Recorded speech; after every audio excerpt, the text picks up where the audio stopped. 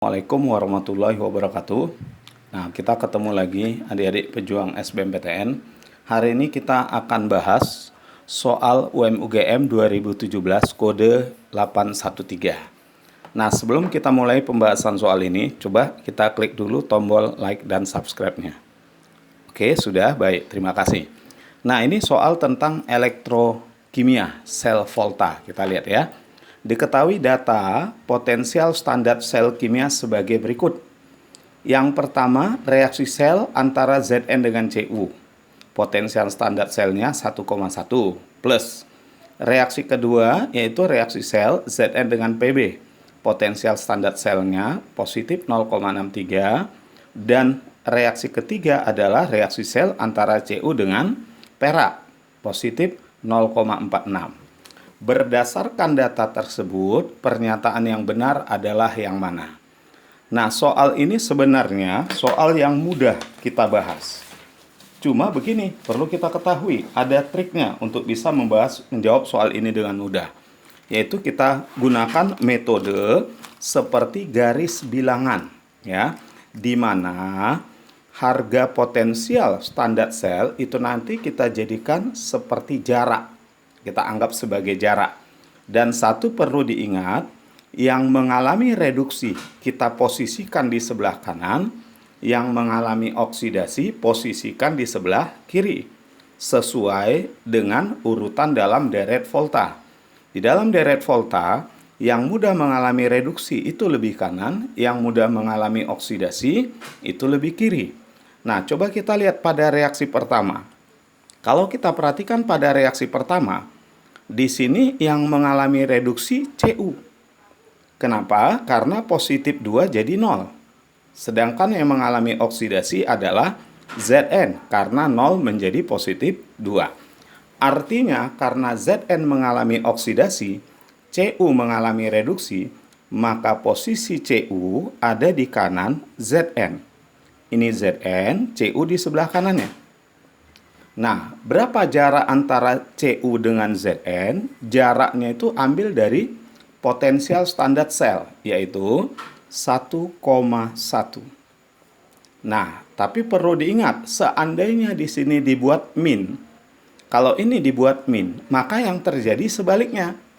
Sebaliknya maksudnya apa? Yang mengalami oksidasi jadi di kanan, yang mengalami reduksi jadi di kiri. Tapi kalau seandainya ini positif, maka kita gunakan yang normal. Yang mengalami reduksi di kanan, yang mengalami oksidasi di kiri. Oke, ini reaksi pertama. Sekarang kita lihat reaksi kedua, antara Zn dengan Pb. Coba lihat, siapa yang mengalami reduksi? Pb, karena positif 2 jadi 0. Sedangkan Zn mengalami oksidasi. Ini artinya Pb ada di kanan Zn. Nah, posisi Pb itu kemungkinan pertama di sini, kemungkinan kedua di sini. Karena Pb ada di kanan Zn. Cuma supaya lebih pasti kita lihat jaraknya. 0,63 dari Zn. Dari sini kemari 1,1. Kalau 0,63 nggak mungkin di sini. Maka Pb-nya ada di sini. Oke. Sekarang kita lihat reaksi yang ketiga antara Cu dengan Ag. Yang mengalami reduksi di sebelah kanan. Ag yang mengalami reduksi, Cu mengalami oksidasi. Berarti kesimpulannya Ag itu di kanan Cu. Maka disinilah Ag, di sebelah kanannya si Cu. Berapa jaraknya? 0,46. Nah, dengan demikian kita bisa lihat pilihannya, kita bisa jawab satu persatu. Coba kita lihat yang A.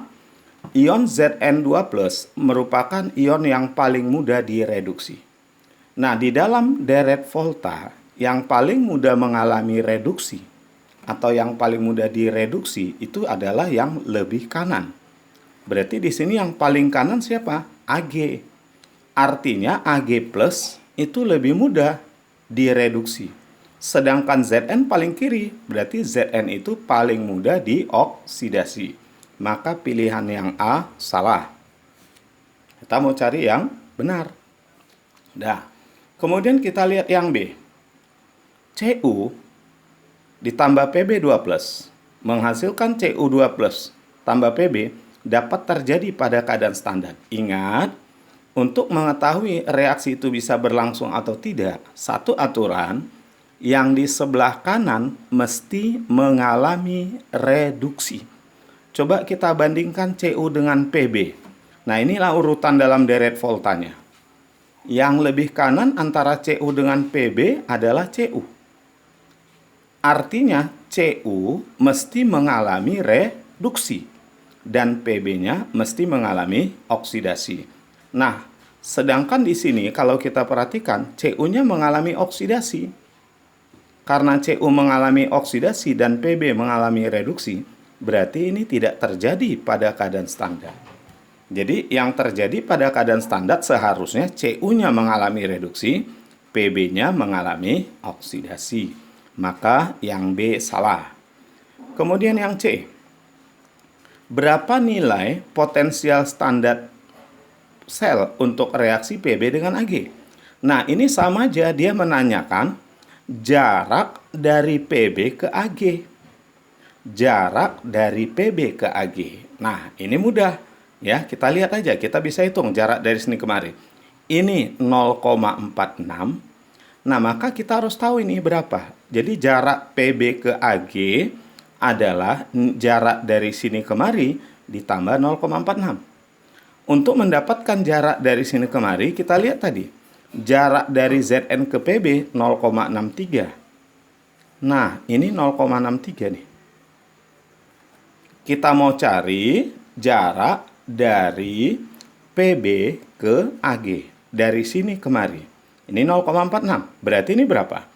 Nah, tentu yang ini adalah 1,1. Ini jarak dari sini kemari dikurang 0,63. Kalau kita kurangkan ini 1,1 dikurang 0,63, ini 0,47.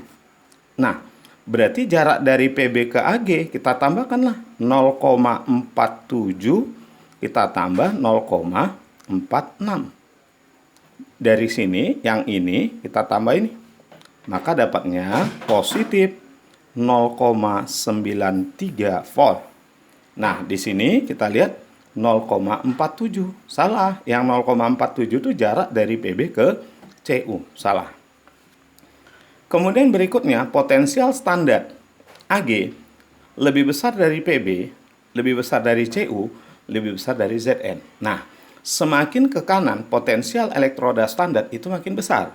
Yang benarnya Ag lebih besar dari CU, lebih besar dari PB, lebih besar dari Zn. Di sini salahnya. Harusnya setelah Ag, CU, PB, baru Zn. Salah. Ya, berikutnya. Kita disuruh menentukan jarak dari Zn ke Ag. Zn ke Ag. Jarak dari sini kemari. Nah, ini gampang. Langsung aja kita jumlahkan. Dari sini kemari 1,1. Dari sini kemari 0,46. Jumlahkan. Berarti jaraknya 1,1 tambah 0,46. Nah, maka dapatlah kita 1,56 volt. Nah, ini yang benar. Nah, jadi cukup dengan cara yang sesederhana ini, maka bisa kita jawab soal UM-UGM 2017 ini dengan sangat mudah. Baik, adik-adik pejuang SBMPTN, semangat terus berlatih. Terima kasih atas perhatiannya. Assalamualaikum warahmatullahi wabarakatuh.